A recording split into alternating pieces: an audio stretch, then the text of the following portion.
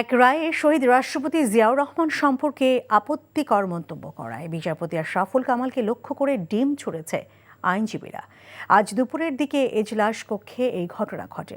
ঘটনার পর এক পর্যায়ে বিচারপতি এজলাস কক্ষ ত্যাগ করতে বাধ্য হন। 2016 সালে একটি মামলার রায়ে জিয়াউর রহমানকে কটাক্ষ করে মন্তব্য করেন ওই বিচারপতি।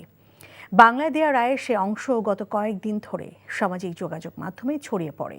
বুধবার কয়েকজন আইনজীবী বিচারপতির ওই মন্তব্যের প্রতিবাদ জানান এবং তাঁকে দিয়ে নিরপেক্ষ বিচার সম্ভব নয় বলেও বলতে থাকেন। এক পর্যায়ে এজলাস কক্ষে হট্টগোল শুরু হয়। পরে বিচারপতি আশরাফুল কামাল এজলাস ত্যাগ করেন।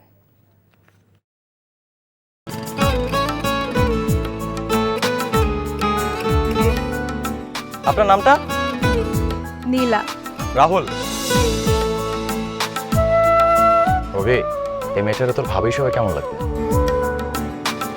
আপনাকে না বলছে আমাকে ফলো না করতে?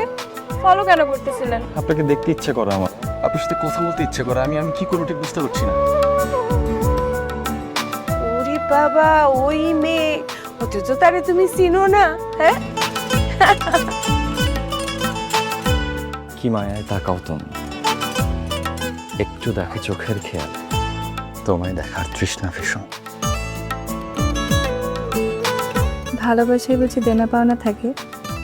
অবশ্যই থাকে, ভালোবাসা সবকিছু থাকে।